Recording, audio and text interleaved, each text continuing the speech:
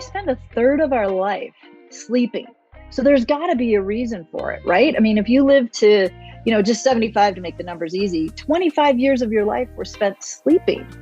So what we're learning is it's when the body can clear its cache like a computer.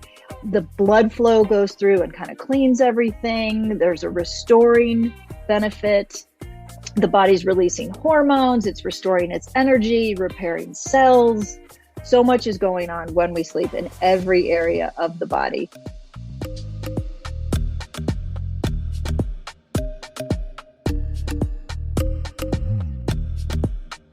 I'm your host, Kim Hines, and welcome to the Emotional Eats podcast. I'm on a mission to show you that what you consume, not just the food, affects your entire life. Midlife is different. Let's dig into the real reasons why you eat when you're not hungry and why you're not feeling well. My guests and I are going to give you doable solutions and help you let go of perfectionism, food rules, and stress to make changes that will last a lifetime. If you're ready to ditch old school diet culture and nourish your entire life, this is the show for you.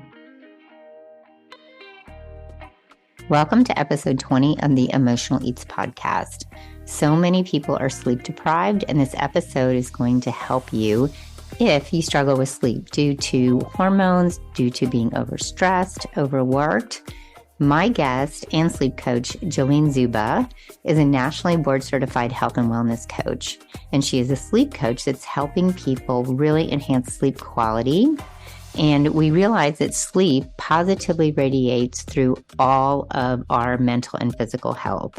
She goes into the functions of sleep, how it restores us, what it does with our hormone and cell repair. She also talks about the sleep cycles and phases.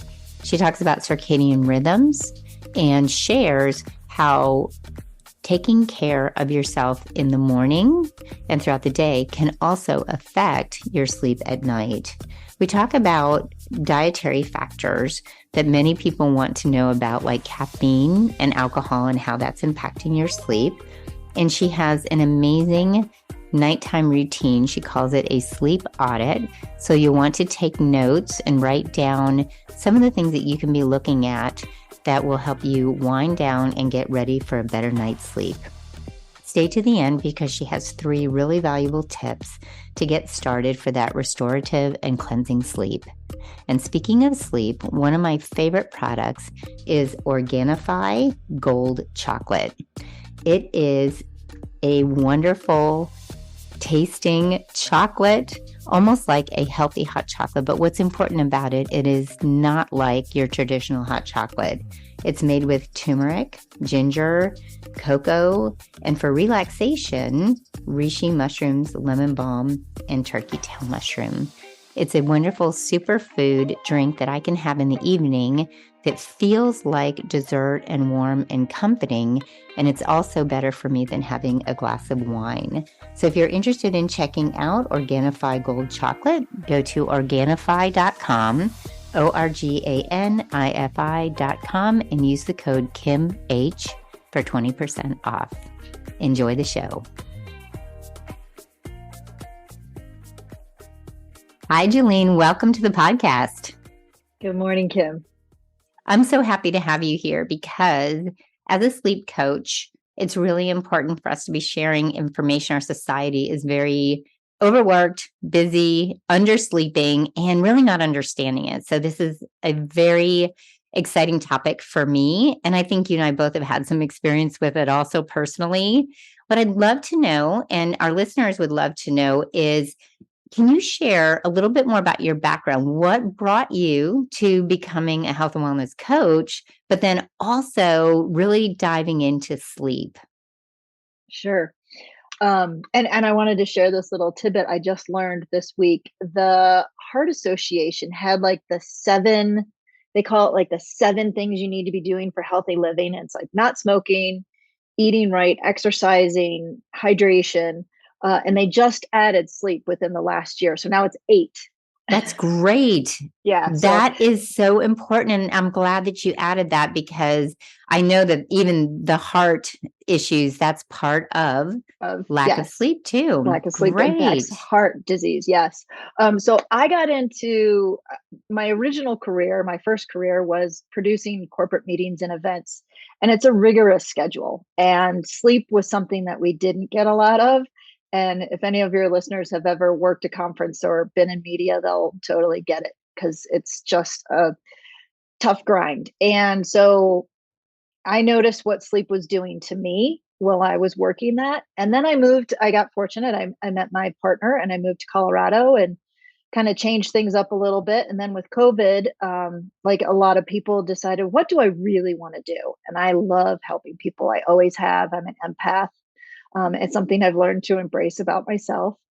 And I went to school, the same school you went to, and started learning about health and wellness. And yeah, then I realized it was so impactful for happiness and joy, and that's really what I want my impact to be, is to help make the world a happier, more joyful place. And I think that starts within ourselves, and it starts with feeling good. Absolutely. You said something in your bio that I love that believing that vitality in one aspect can really positively affect all of our lives. So when you are sharing about sleep, it really has such a positive impact everywhere. And the fact that you realize that in your coaching is really amazing because we talked offline about how when you get into sleep, it branches off into all the other health areas also. Yeah, there is not one body function that's not improved or detrimental if we're not getting enough sleep or if we're getting the right kind of sleep. Like it, when we sleep, so Yes. much is going on in our bodies. Well, let's talk about that. That is a great segue into, first of all, why do we really need to be sleeping? And what are some of the dangers of not getting the amount? And then maybe we can break off after that too and talk about amount versus depth of sleep too. Yeah, yeah. And I mean, we could talk for hours about sleep. Absolutely. We'll have a um, part two. yeah. So, it's interesting when scientists started looking at this, they thought, oh, well, why do we sleep? And there's all those people who are like, oh, I'll sleep when I'm dead. But it's actually really, really important. We spend a third of our life sleeping. So there's got to be a reason for it, right? I mean, if you live to, just 75 to make the numbers easy, 25 years of your life were spent sleeping. So what we're learning is it's when the body can clear its cache like a computer, the blood flow goes through and kind of cleans everything. There's a restoring benefit. The body's releasing hormones, it's restoring its energy, repairing cells. So much is going on when we sleep in every area of the body. And you had a second question there. Well, I think what I was asking was there's a difference too. All of those things are so amazing that we're doing for our bodies. So people think as long as they put the hours in, they're going to be okay. But it sounds like there's another side to that too, that depth of sleep. And maybe you can even kind of share what the difference is between those two. Yeah, and the other fascinating thing that I've learned is we do different things at different phases of the night. There's always, and I know we're going to get into more about the stages. So you have the different stages of sleep, and that's from light sleep into the deep sleep, the non-REM and the REM, and that happens in like a cycle of 90 minutes. And then we have multiple cycles in a night. But what's interesting is in the beginning of the evening when we fall asleep, we're spending more time in that lighter sleep where there's a lot of restoring memories moving from our hippocampus into our cortex for to be long-term memories, which is another thing that sleep really impacts is memory. And then as the night progresses, we're spending more time in the REM sleep, but we're still going through the entire cycle. And so that's when we dream, and creativity is more in the REM. And that's why when you wake up, you usually remember a dream or two because you've spent more time in that phase of the sleep cycle in the morning. So in the earlier eve part of the night, that's when I like to call it the Zamboni. It's coming through, and there's a fluid that's going through the brain. It's washing away the plaque and the proteins that have built up during the day. And that's what they're seeing can have an impact on Alzheimer's and memory loss. If you're not spending that time in the early part of the sleep cycle, those sleep phases, your brain isn't able to clear that cache, and those proteins are sticking around, which is impacting memory. That is fascinating. I'm so glad you brought up memory, because we think that memory loss and Alzheimer's happens when we start to notice it, but it's really earlier in our lives that we need to be doing the things that we need to do, like sleeping. Clearing the cache and using the term Zamboni is awesome. So, by the way, if you're not a hockey fan, a Zamboni, it goes around the ice afterwards and it cleans everything up and smooths it out so that the hockey players can come back out onto smooth ice, because they've made all those grooves in there. And that's a great analogy. So I appreciate that. And everybody knows on the computer, we got to clear things out. Yeah. And the interesting thing that you said is the lighter, we're in that lighter sleep at the beginning. And so what's happening for people who are struggling? You have some really good things to help them out. And feel free to get into those cycles again anytime, because we all can afford to hear that more than once. But do you have particular things that you can share with people that they can do either throughout the day, before evening? And I think you call it a sleep audit. Is that what you call it? Yeah. And I love got that. thank you. I got into sleep coaching. I started out as a health and wellness coach, and I found that a lot of the times I was asking people, how is your sleep? Just inherently, it just was an instinct of mine. And then I started doing the research and finding out that sleep is so foundational. If you're trying to lose weight and you're having a challenge and you're not sleeping, that's probably a connection there because of cortisol. If you're stressed, you probably are not sleeping well, which isn't helping the stress. Relationships. And so, it's so foundational to our health. And I love that, because we have so much to add here. But I want to go back really quick to people not losing weight. I have clients who will do all the things. They will be exercising, they'll be eating clean.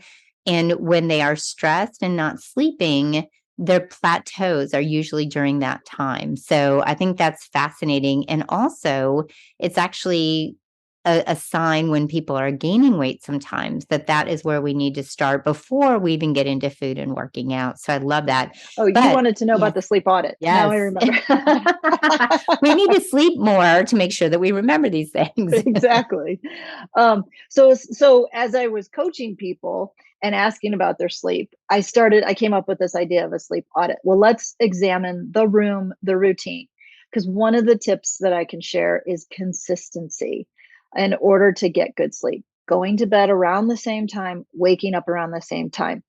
People who tend to go to bed at 10 during the week and then they stay up till 12 or 1 over the weekend, then it's a challenge again Sunday night. So trying to stay within about 30 minutes every night. I love that you are so religious about that 9 o'clock, you're headed to bed. I am. I'm envious of you. I admire that. That's always my dream every night, is like, what time is it? Am I going to bed? So the sleep audit is essentially, what's your routine? What's your consistency? Is there consistency? What's your bedtime routine? Because our bodies love routine, right? We're habitual.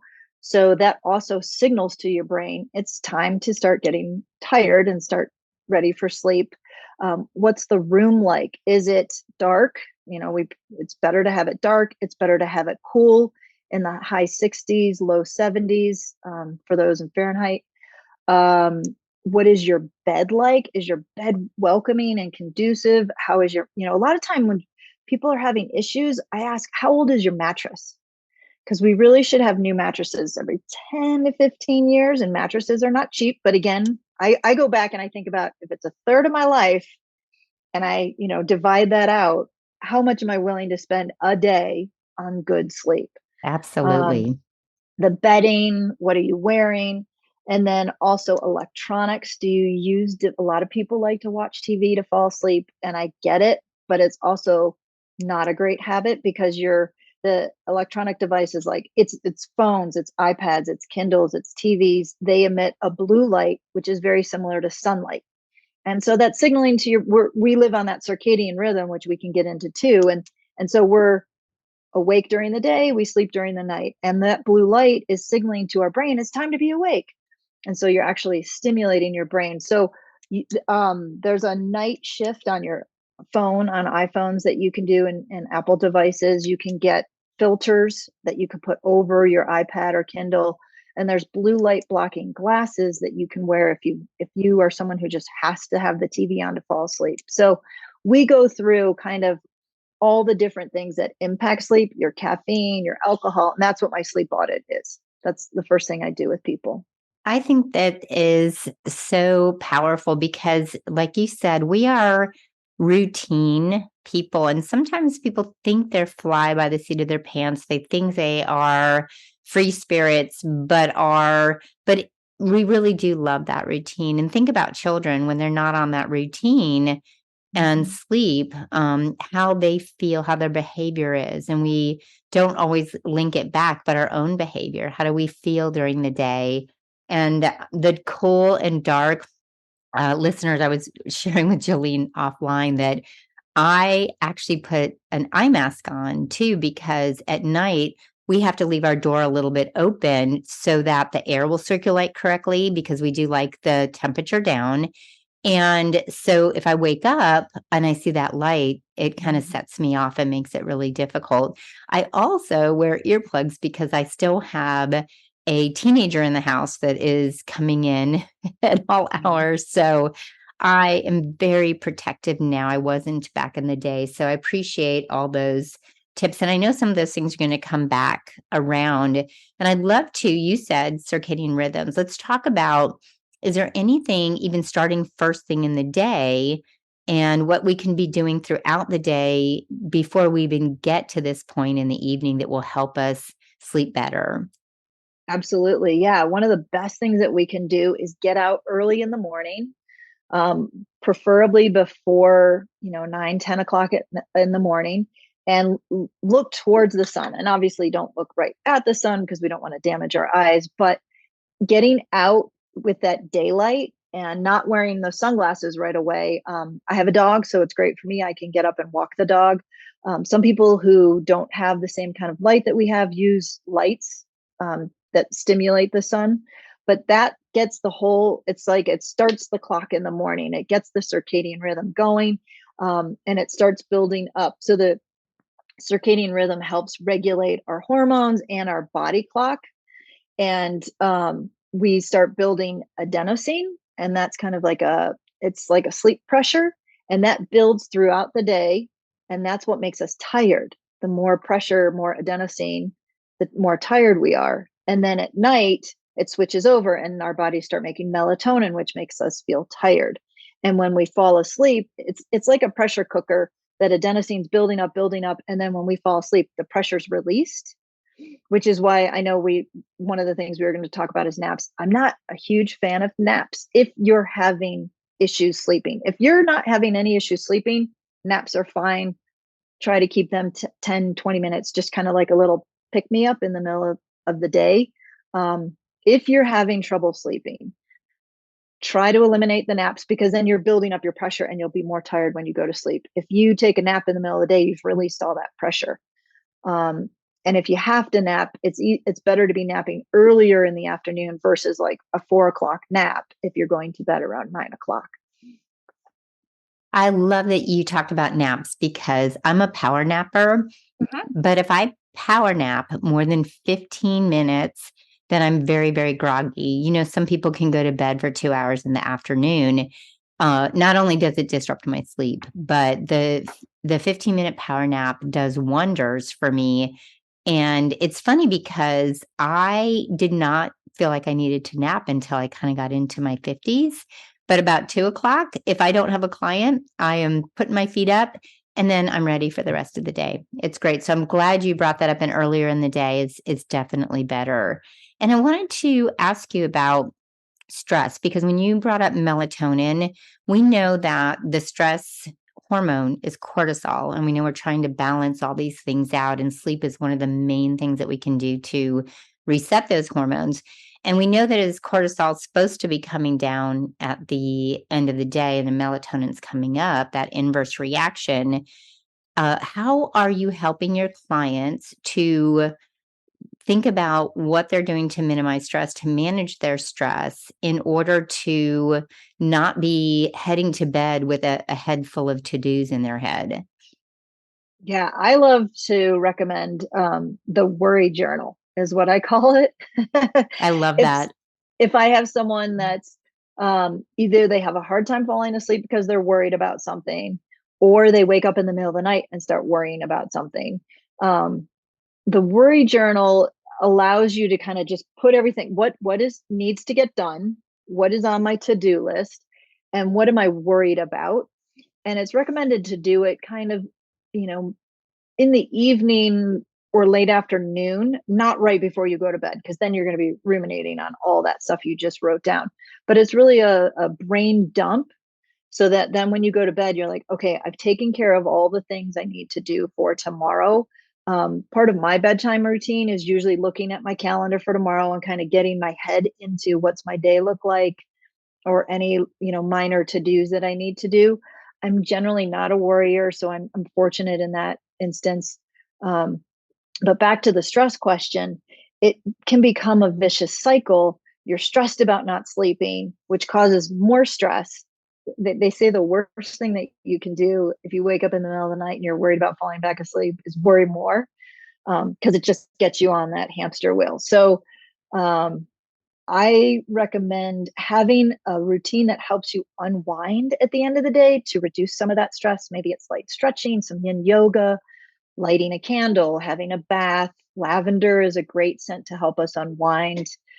I like to read a book to help me get tired and unwind. And I think that comes from my mom used to read to me when I was a child. And I think that that's just how my body learned to unwind, that this was a time to just relax and enjoy. So I still do that now in my 50s. And just being able to, yeah, like you said, kind of get some of that cortisol reduced, be relaxed, helps us fall asleep. And if you wake up in the middle of the night and you're stressed about falling back asleep, reading a book, like we just talked about, picking up an electronic device is not a great idea because you're going to be stimulating that brain. But reading a book, or they're even saying now that if you're laying there longer than 20 or 30 minutes, to get out of bed and go somewhere else and read until you are tired, which I find interesting because I feel like that would really kind of wake me up. So I will read in bed if I wake up in the middle of the night. I use Headspace for my meditation. Calm is another great app that has a lot of sleep meditations, and that's a nice way. I also there's a track on Spotify called Deep Sleep, and it's very, very relaxing and almost hypnotic. And we play that, Evan and I play that through the night. So if I wake up in the middle of the night, it helps me fall back asleep. And I should say, waking up in the middle of the night is very common. It's very normal, because as we talked about, that 90 minutes as you're moving through all the phases, sometimes you do wake up, but then, it shouldn't take you much time to fall back asleep. So that's another thing to let listeners know, is if you are waking up in the middle of the night and you're falling back asleep, that's okay. That's normal. Those tips are amazing, though. And I think that hopefully listeners are taking notes, because these are such great ideas. And I love the apps that you mentioned, the Headspace, one Calm. But yes, Spotify has the sleep tones on there too. What's really interesting with waking up in our later 40s, early 50s is some of this is hormonal. We know that. And, some people are because of that drop in estrogen and progesterone, they're getting the hot flashes. So if anybody's sleeping getting up in the middle of the night because they've had hot flashes, one of the things that I did was, rather than actually get out of bed and change my shirt, I kept a clean t-shirt under my pillow. And then I would just change right there and go right back to sleep. And I'd be cool and I wouldn't feel like sweaty. And it was just a way for me to not disrupt again. Because once you stand up, like you said, going to the other room to read sounds good. But for some people, it might actually wake them up more. Mhm. But I love the idea of getting up and reading. And again, offline, we were talking about reading. We are so involved in health and wellness that at night I don't read anything that has to do with work. As much as I love it and I love the topic, it'll just set me down the road of what I'm doing the next day and who I want to tell all these tidbits to. And I actually read mystery, thriller, murder mysteries at night because it's so different. And Yeah. I know that doesn't sound very calming, but it just gets my mind in a totally different place so that when I go to bed, I'm not thinking about, the kids and are they okay and whether or not I've taken care of everything with the clients. So those Yeah. are really valuable tips. I appreciate that. I have a question for you. Yes, Are absolutely. you, I have also found, because you were saying that the murder mysteries don't invade your dreams, but are you someone, like, I found I cannot watch horror movies before I go to bed because that No. will give me nightmares. Like, then my brain is thinking about all that. So I wondered if you're the same way. I'm wondering why that is because I do not watch anything like that before bed because I become a part of the plot and I'm running away from people or somebody's breaking into my house in my dreams. If I watch it, that is the interesting thing. But when I read it, I don't have that. We had to actually stop watching Game of Thrones before bed because I couldn't handle it. Yeah, So, yeah, yeah. But yet yes. it doesn't impact Evan. Like, he can watch all that stuff and Yes. fall asleep and sleep through the night. So Yep, I don't same know with if Mike. that's Mike has no problem with that, yeah. but you bring anything up about work and he's gonna be at 3 in the morning trying to figure that out. I love It it. goes I'm back to like what we've learned as health coaches. We're all a little Yes, different. So we're finding what all works for different. each of us is the key. And the murder Absolutely. mysteries works for you. It does. And I'm glad you brought up the shower because I have found that for some of my clients that it's different even with the shower, whether it's cool or warm that helps them. And some people find starting off with a nice hot shower and then going to cool that core Mhm. sometimes helps. So do you have any opinion one way or the other on whether it's warm or cool for the shower? Again, I think, like you said, we're all different. So I know for me, I am a warm person. I want a warm shower or a hot tub right before bed. But some people, the cool, especially like you said, if you're dealing with hot flashes, my best friend's dealing with that, and the cool shower helps her get her body core temperature down. And I know that like the cold plunges are all the rage right now. And I have been doing more research on that. And some people are different. Like, our epidermis is just different sensitivity. So yeah, some people it's great and it helps stimulate, and some people it doesn't work for. So that's the cool Yes. is we're all so different. We are different, and I'm like you. I like the hot shower, but I run cool all the time anyway. I'm cold, Mhm. and some listeners have heard me talk about thyroid issues before. I have everything in line with my thyroid, but I still am always a little bit cold, and even in air conditioning. So I do love that hot shower. Thank you. I appreciate that. I'd love to know how you feel exercise can affect our sleep. Yeah. So exercise is great to help us fall asleep faster. It's the sleep onset time, they call that. So exercise reduces that, the amount of time it takes you to fall asleep. But it's not recommended to do it less than 2 hours before sleep because you've increased your adrenaline, your blood, your heart rate, your temperature, all those things, endorphins, cortisol, all the things we're trying to reduce before bedtime. So but again, some people find like a really hard workout just before they go to bed helps them be more tired. So I always try to tell people, sometimes you have to experiment and just see what works for you. If you're finding that the only time you can work out is at night, but you can still sleep through the night, that's okay. There's no hard and fast rules about that. So just finding what works for you. I'm a morning exercise person myself. So, but definitely exercise helps us sleep better for sure. And thank you for that, not having a one size fits all attitude about it, because I do think people are different and we are a lot alike. We already know that. I love to work out in the morning. but I do find I sleep better if I work out in the morning. And also, we are all different in that aspect. Some people do find they have the energy at noon or at 3, and I'm not that person. Me neither. And I think that's why I sleep better at night too, is because I take advantage of that cortisol being higher in the morning. So Yeah, I appreciate that. Yes, exercise. And I wanted to just add in too, some of my clients are really finding it beneficial to walk after dinner though, because that's a slower, it's not spiking that cortisol. It's also helping them with the blood sugar and just mhm. nice and even walk. So if you want to do something in the evening, that might help a little bit. Helps digestion. Yeah, walking is Mm. so underrated. It's such a great way, especially if people haven't found an exercise. And I hate to use the word exercise, like I like to call it movement of joy, because That's it should be great. something that we enjoy because we're going to be more likely to do it if we look forward to it. So walking is a nice gateway into that for people who are trying to figure out what that they don't want to do weights or they don't want to go to a gym. Walking is great. Walking in the evening is a really nice way to unwind. And I think it's a great way to connect with your partner. Let's go out for a walk after dinner and talk about the day or talk about, a trip that might be coming up or some how we want to spend time together. So I think it's a great way to connect as well.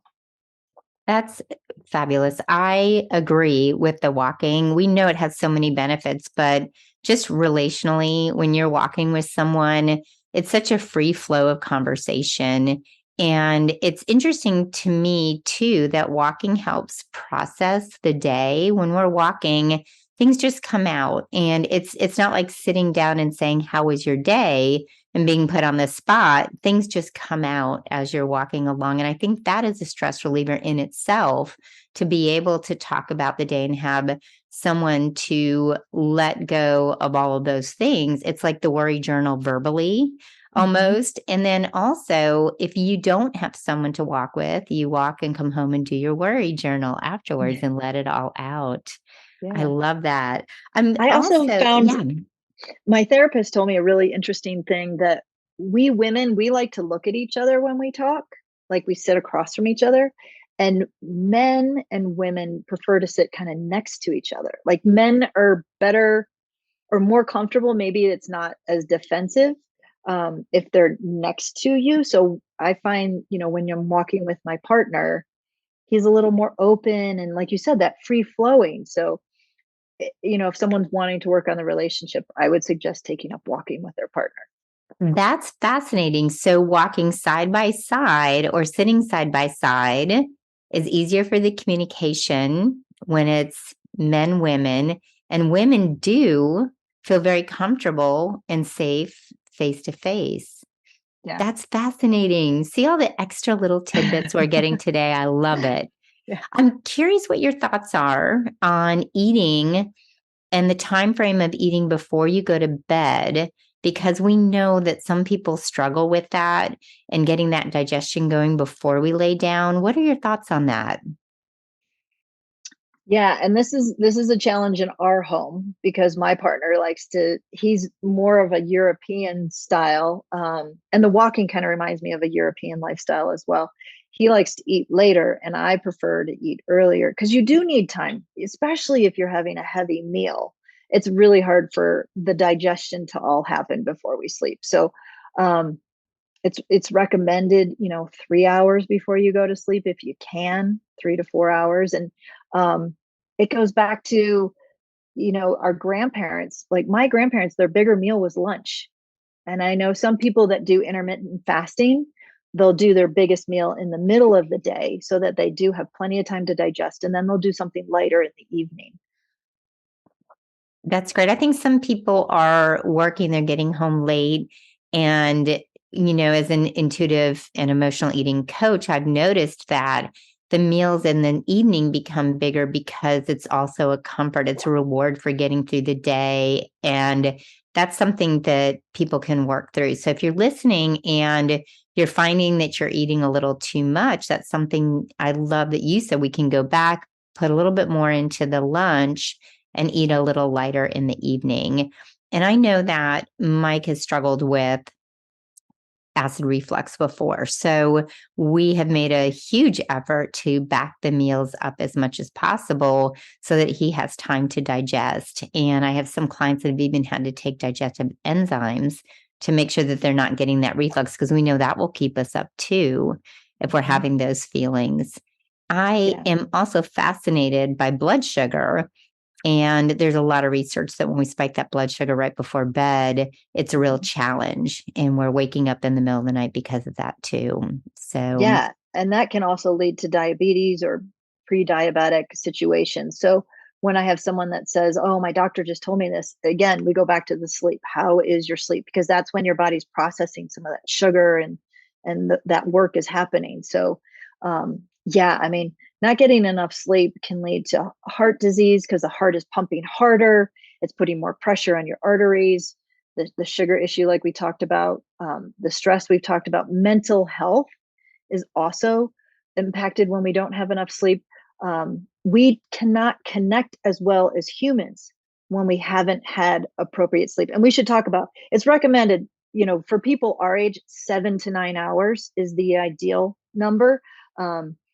There's a lot of people that are like, oh, I'm fine on 4. I don't know anyone that's fine on 4. Studies show that's not true at all. And they even say if you have gone, I want to say it's like 24 or longer without sleep, it can be, you are as just as impaired as drinking alcohol. So it's a huge, there's a lot of sleep researchers that are trying to make more noise about sleep deprivation and the impacts on driving. Because if you are sleep deprived, it's very similar to alcohol content. Because you're impaired, you're not functioning, your reaction time is slowed. So it causes many accidents, sleep impairment. So sleep impacts us in our relationships and our connections with others. We don't relate as well. We don't read other human beings as well. They've done these fascinating studies on, they set out all these pictures of different facial emotions, and people who were sleep deprived saw more negative reaction. They read into those facial motions and felt like people were more out to get them. I can't think of a better word to say, but they were definitely more on edge, more defensive than the people who'd gotten a full night of sleep. They were better able to read the emotions on those faces. So it impacts your relationships. that's fascinating. I can totally understand that. When we are sleep deprived, I think in addition to reading into things like that, I love that kind of conspiracy theory feeling also that we have when we're not feeling good. But when we are sleep deprived, I think we're so sensitive. Everything in our body is on point now and feeling a little negative, a little rough. So that makes a lot of sense. I think relationally, it's very hard to be kind and calm and relaxed and take things well when we're really sleep deprived. And it's interesting because people will even tell me the physical things. The mental part is so important, but they know that they're not feeling well. Their eyes feel a little bit itchy and tired. They feel almost hungover. So it's interesting you related this to alcohol because, being inebriated and impaired, but then also having almost the feeling and anxiety the next day that you would have if you had alcohol. So that's a wonderful connection. And speaking of which, that's a great segue into, let's talk about how alcohol and caffeine affect us in our sleep. Yeah. And I know people love their caffeine. I don't mean to upset anyone, but caffeine and sleep are kind of like the two antagonists. As I had mentioned before, that adenosine is building up and making us feel more and more tired. And then caffeine comes along and blocks those receptors. So even though it may stimulate your heart rate and you feel like you have some adrenaline, what it's actually doing is just blocking you from feeling tired. So it's definitely impacting when your body's ready to fall asleep. And now it takes longer for your body to process that and get it out of the system. So um, I'm not going to tell anyone don't drink caffeine because I know a lot of people like it. I worked at Starbucks when I was in college, and I loved my caffeine, but I've weaned myself off of it because now as I've had less and less in my lifetime, I'm more sensitive to it. And so if I still crave it, I'll have a decaf. And I know a lot of people like that ritual in the morning of a hot cup of something. So I've gotten to the point where I have bone broth in the morning. That's my hot beverage. Um, so yeah, caffeine does really impact sleep, and that's another thing. If people are having challenge sleeping, is I ask, what's your caffeine like, and how often, how many cups are you having in the day? And there's even research now that shows it's more effective if you have it a little later in the morning once you're up and moving around. So I would just encourage people to, again, experiment and just see, if you're someone who's drinking 8 cups of coffee a day, can you start decreasing that a little bit, or going every other day, or how can you start working that back? Because if you're not sleeping well, that's probably a big factor of it. Same with alcohol. Alcohol decreases REM sleep, so that's why we're not feeling as rested when we wake up. And the same thing, there's like a whole lifetime or half-time of metabolizing. So they say alcohol, if you're gonna, if you're going to the game and you're going to be doing a lot of drinking, if you can decrease that, a few hours before you go to bed, so your body has time to metabolize it. There's a false sense that it helps you fall asleep, because a glass yes, it can help you unwind, but more than a few glasses is going to start impairing the things that your body needs to be doing to sleeping. It also exacerbates like sleep disordered breathing, like snoring. Sleep apnea can also be affected by alcohol. So yeah, trying to, I know you are too, a firm believer in moderation. So again, not going to tell anyone not to drink alcohol, but just consider if maybe you're drinking a lot and you're not sleeping well, there could be a connection there too. That's powerful. And going back to the caffeine, I was experiencing, even though I was cutting my caffeine off by 11 a.m. every day, I experimented and I still have my coffee, but I will cut it with some decaf just to bring it down a little bit, because I am that girl. I like the ritual. I like having that cup of coffee in the morning. Bone broth is amazing for your gut. I'm just not there yet on Yeah. switching over from my coffee. But when you do it slowly with the decaf and cut it a little bit at a time, it's actually really manageable. And I appreciate the conversation on alcohol. Alcohol is, everyone thinks, oh, I can pass out. I fall asleep right away with alcohol. But it's later in the evening when we really feel those disruptive effects. And with both caffeine and alcohol, we can tend to be more dehydrated also.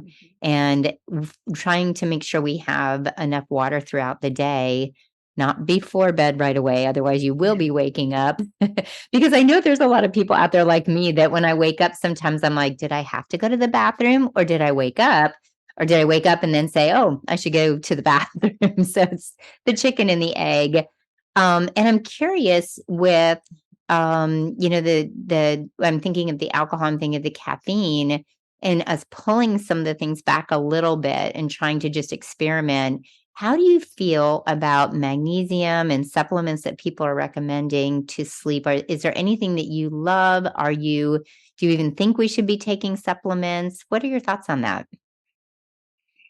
It's a great question. I know there are people who take melatonin as a supplement too, to help, because as we age, we're producing less and less of the hormones, the progesterone, estrogen, melatonin. And so some doctors do prescribe melatonin for older patients to help them sleep. It's not, hasn't been well, like the FDA doesn't regulate the melatonin production in the United States. And so there's a lot of talk about how much actually is in the pill. And some researchers say it's a placebo effect. So you're taking the melatonin and you think it should be making you tired, so you're feeling tired. So that's an interesting thing. As far as supplements for myself, I take fish oil. I have bladder control issues, I have overactive bladder. So I take pumpkin seed extract. I like to do some of the mushrooms for memory, lion's mane, and calcium. And then, yes, magnesium. I think, we can all use a little more magnesium. So and again, I say, talk to your healthcare provider. You and I are not medical doctors. So this is just advice. It's not prescriptive. And, if you have a holistic healthcare worker that what do they suggest? So yeah, it's so personal. I also am we touched on menopause a little bit, and I know that's kind of where you focus. I'm a big fan of getting hormones tested in our 50s regularly, men and women, because we are not producing those hormones as much. And so that's a great thing to be aware of, and where you can be supplementing and talking to your doctor on how you can maybe getting more of those nutrients. I try to get it through food. I try to not resort to pills. So yeah, I don't do melatonin myself.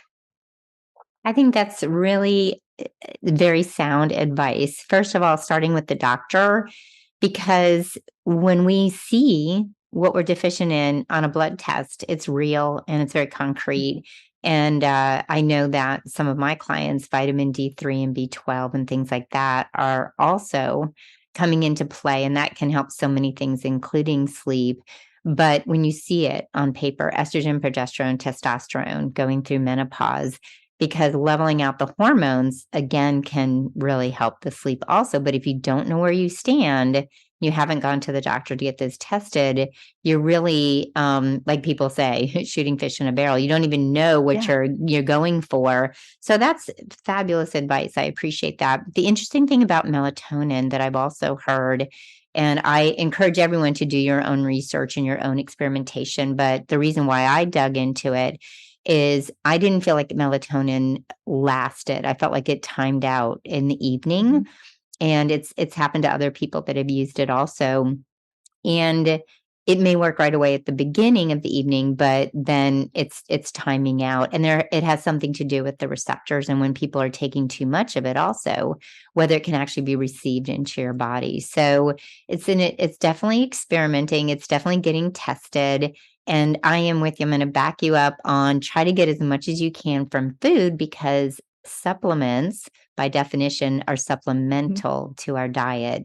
So this is a great way to lead into the question about nutrition and how you feel we can really be taking care of our bodies through food in order to help everything, not just sleep, but that's where we're focusing on today, is the sleep.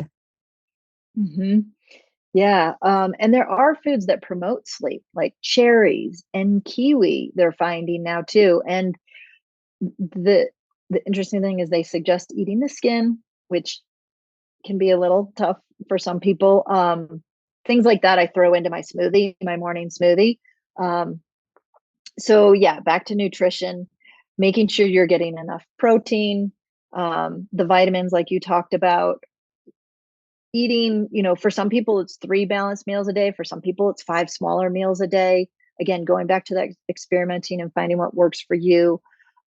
Cherry juice, fatty fish. So you're getting the oils that you need, lots of greens, whole grains, as little processed food and sodas as you can, definitely help the body function well. Does that answer your question? I think that's great. It's interesting you brought up cherries and cherry juice, because tart cherry juice definitely seems to help promote sleep for me, but also because it's really good for recovery after working out. So I love that. And all the other ones, the skin, yes, I'll be putting that into the smoothies, probably not eating that fuzzy skin. But those of you who can do it, go for it. So my listeners know that I encourage nourishing their entire life. So in addition to sleep today, you've really brought up some wonderful things that can help every aspect of our lives. could you give us 3 tips for someone to get started? It can be anything you've mentioned already in the podcast today, because we all need to hear it again, or any other tips that come to your mind, simple things that we can do just to get started on this journey to sleep better. First thing would be consistency, picking, that time to go to bed and time to wake up, because we are that cyclical and habitual creature. So trying to find a way that you can keep a consistent bedtime and wake up time 7 days a week. I feel for the people who are shift workers. It's, that is a real challenge. And it's also something that they're looking into more of is, what is the detriment of those people that have to work those hours? And is there a way that we can shift some of that thinking and changing that so that it's better for their long-term health? So the first tip is consistency, trying to get that. Second tip would be looking at your room. Is it conducive to sleeping? Is it dark? Is it cool? How old is your mattress? And is it welcoming? If possible, keeping your bedroom for just sleeping. And I know some people's living arrangements, they have to have the office there. And maybe is there a way that you can, quote unquote, turn that desk space off so you're not pulled into that stress and thinking about work? And then the last tip is reading and researching. And, I know you're an advocate of finding your own information as well so that you can make informed decisions for what works for you. I love Matthew Walker's Why We Sleep is a great book. You and I talked about Arianna Huffington's book, The Sleep Revolution. You mentioned Sean Stevens too, Sleep Primer. I haven't read that yet, but I need to read that. And podcasts, I'm a big fan. Matthew Walker has a podcast now. He's one of the leading researchers in sleep science. And we also, you and I are huge fans of Andrew Huberman, so his podcast as well. Absolutely. If you want the super science to it, that's definitely a good one to go to. But those are all great recommendations. But because you also are so amazing at helping us sleep better, please tell everyone where we can find you. Yeah. So I'm on Instagram. It's happiness.anchor. My website is happinessanchor.com. I'm on LinkedIn, both in Happiness Anchor and my name, Jalene Szuba. You can also go to my website, it's jaleneszuba.com, and it'll flip you over to the Happiness Anchor website. And my email, if anybody wants to reach out to me, is happy@happinessanchor.com. That's great. And do you have anything that anyone can go out, maybe on Instagram, and grab anything that they can start diving into from you right now? I have some, if you go to the Sleep Better Challenge, you can get videos. And my YouTube channel, Jalene Szuba, has I just did a 5-day challenge this week, which has tips every day. That's great. Thank you, Jalene, so much for being here. All this will be in the show notes for everyone. I appreciate you coming on and sharing your knowledge today. Thank you for having me. This was great. And everyone, please remember to nourish your entire life and give yourself grace today.